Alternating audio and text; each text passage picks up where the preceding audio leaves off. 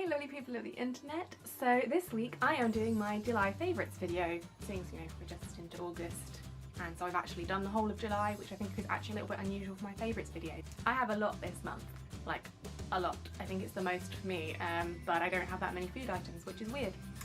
Anyway, let's start with books. So obviously my most favourite book for July is Harry Potter and the Cursed Child, because I am a Potterhead, definitely. So yeah, I was very excited for this. However, I didn't pre-order it because I wasn't actually sure where I was going to be living, so I didn't think it was a good idea to pre-order it. However, I ended up being in town shopping on the day it was released and I managed to get it, and I got it at the cheapest price for the day as well, which was perfect. But yeah, I absolutely loved it. It wasn't quite as good as the originals, I don't think it ever could have been, and to start with I found it a bit weird because it was in script style, but yeah, I got used to it, and it definitely, I think the second half was probably the most interesting for me, and it has made me want to go and see it live, because I think although I can picture things quite well, I think it would be better to see it on stage.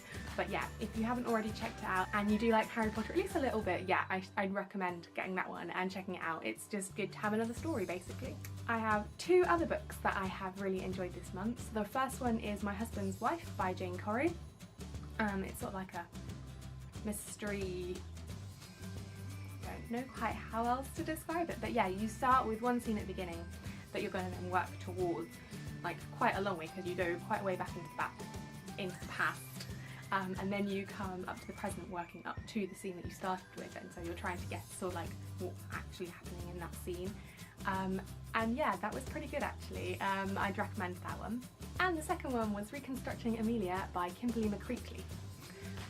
This was another one where you have, at the start of it, it's a woman, she gets called at work because her daughter's been suspended, and she's like, okay, that's weird, she'd never get suspended, why is this happening?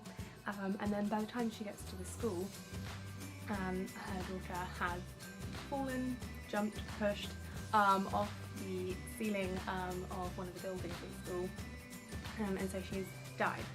And so then you spend the rest of the book through in the present with the mum and in the past with the daughter, working out what led up to this. And yeah, it was just a really interesting book. There was a few different twists, and at times you weren't entirely sure where it was going to go. So yeah, I definitely recommend that one. This month I have 3 TV favourites. My first one is Guilt. It's a new one. This one's definitely a who did it. There's an American girl, she's studying abroad in the UK, and her best friend there gets murdered, and at first she's suspected, and then yeah, so far we're going through it in that it's like, who did it? Did she do it? Did she not? Yeah, and it's actually really good. There's like lots of subplots, and so you're not sure how everything links together yet. And yeah, if you haven't already started watching that one, I'd recommend it, because there's only there's only 6 episodes in, so you haven't missed much, so you could easily catch up.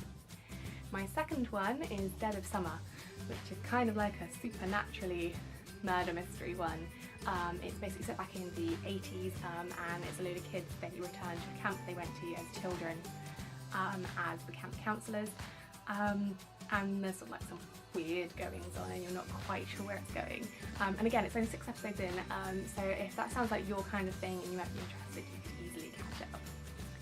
And then my third one is Containment, which might be behind the States, so you might have more to catch up if you're in the States.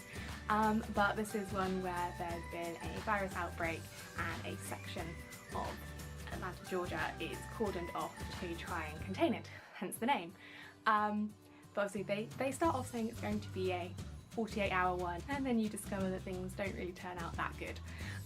Yeah, so far I'm only a few episodes in and I love it. The first episode had me hooked, so definitely check that one out. I have 2 July film favourites. The first one is Finding Dory, a little bit behind the States, but yeah, so it's just come out in the UK and I loved it. I thought it was actually a really good follow-up to the original. It didn't sort of detract from the original, and it was kind of like, it was good in its own right as well. Yeah, and it was adorable. Plus, the Disney short that goes before Finding Dory is the sweetest, cutest, most hilarious, lovely Disney short I think I've ever seen. plus the animation of it was like so amazing. So yeah, it's worth going just to see that, I think. And then the second one is Now You See Me Too, which only came out in July in the UK as well. And yeah, I wasn't quite sure how they were going to manage to do a sequel to the original, because the original had so many twist plots and you were like, can they do it a second time? Can they make it just as good? And they did. I loved it. So yeah, I would definitely recommend going to see that one if you haven't already. My sole food favourite for the month is cream soda. I recently got back into it again because I used it when I did my butterbeer cupcake recipe. By the way, if you're interested in me doing a video tutorial of how I did that, drop me a comment down below. But yeah, and I've been hooked on it ever since. I absolutely love this stuff. So yeah, if you've never had cream soda, it basically, what do I describe it as? If you're in the UK, it essentially tastes like custard creams in drink form, which is brilliant. If you're in the States and you've never had custard creams before, I suppose it's like a vanilla icing in a drink form and it's fizzy type taste. Yeah, that's how I describe cream soda. It doesn't suit everyone, some people don't like it, but I think it's amazing.